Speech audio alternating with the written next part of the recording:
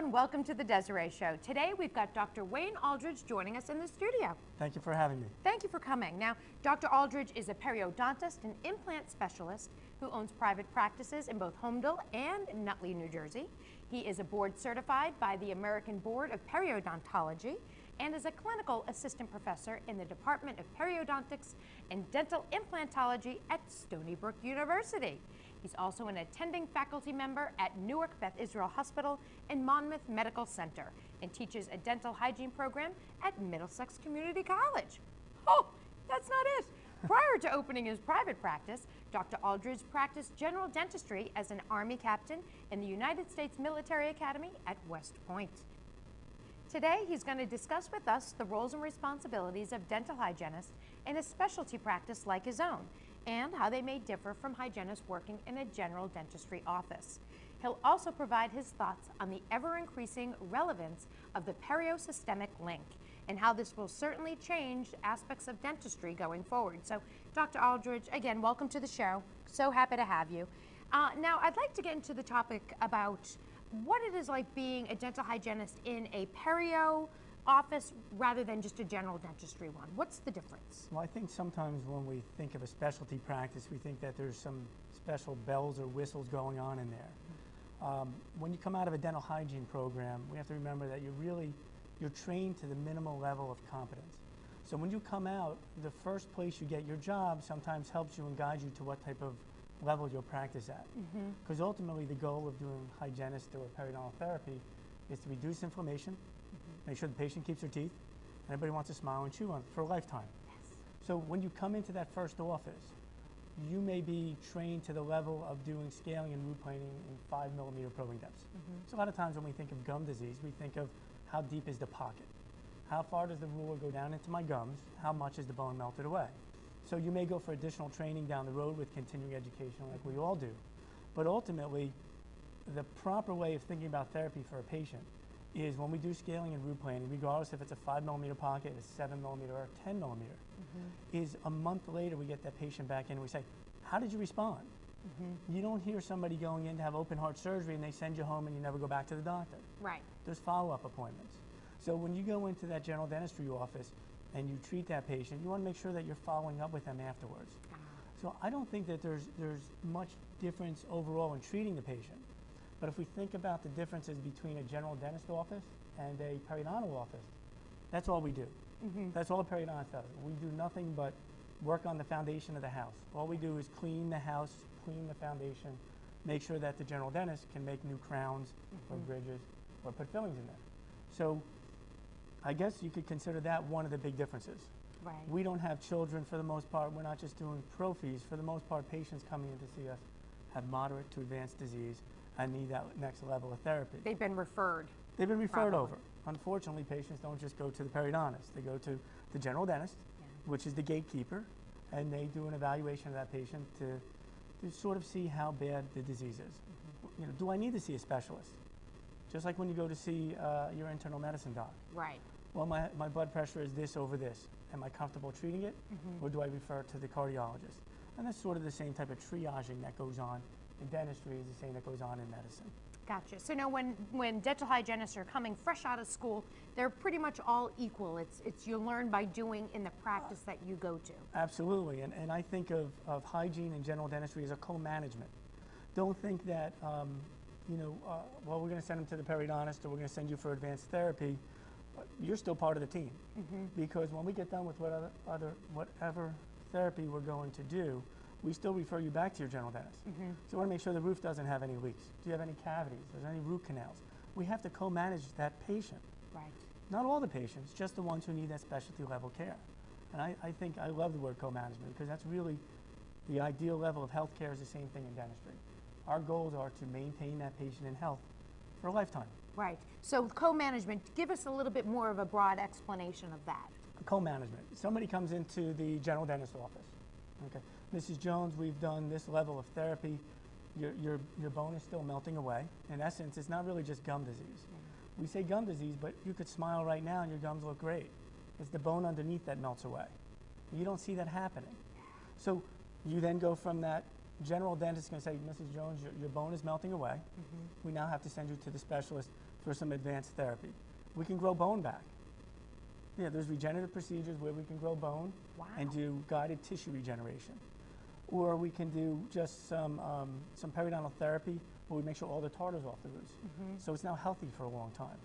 Because if the dentist is going to put a bridge, is everybody familiar with what a bridge is? Yes, I think so.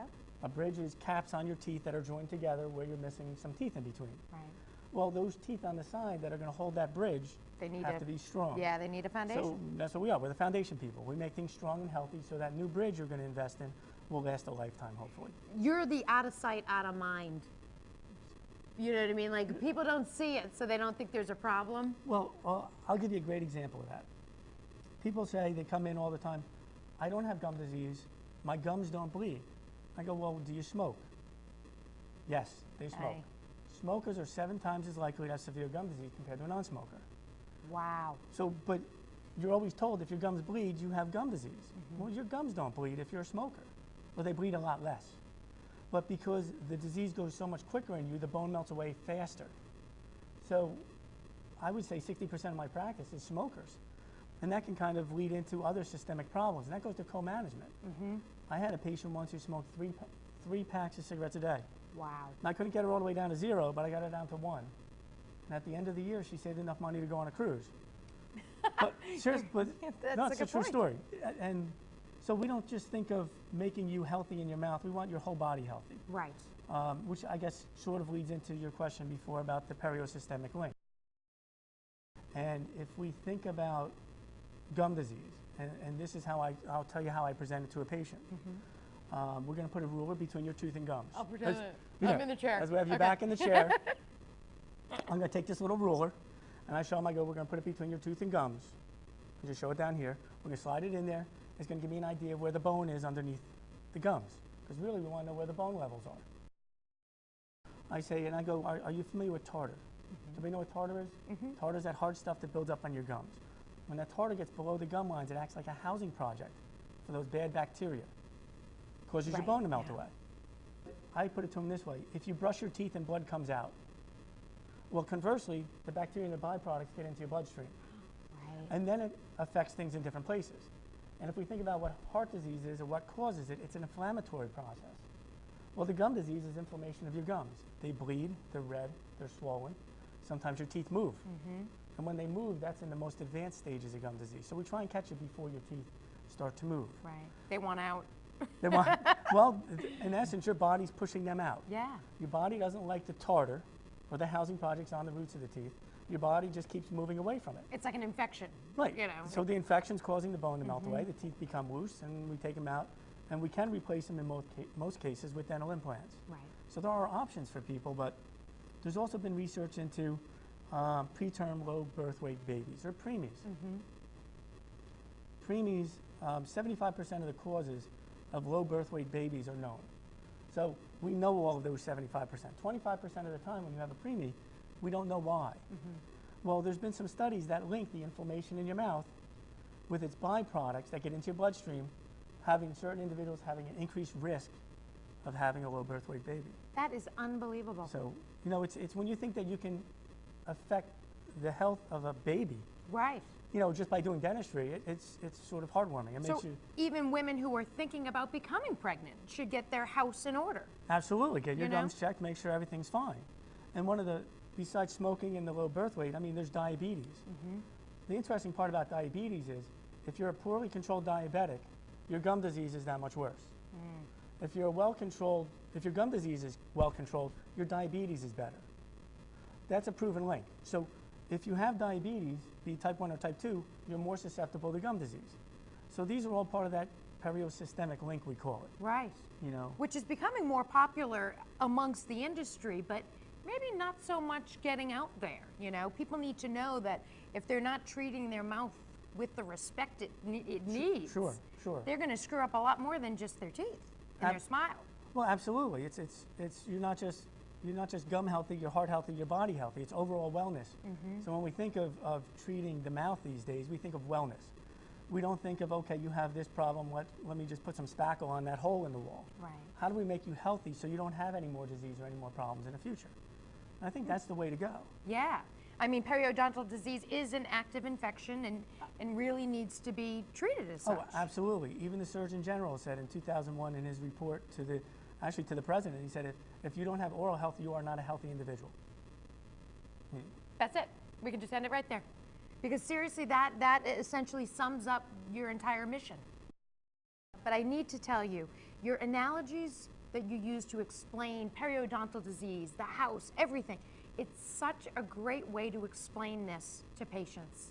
And I think that all of our viewers are really going to take something away, and you might have to, trademark some of those things. Well, thank you very much. It's my pleasure to be here. Absolutely. Thank you so much. That's all the time we have for this DEZiree show. Tune in next time for another exciting adventure.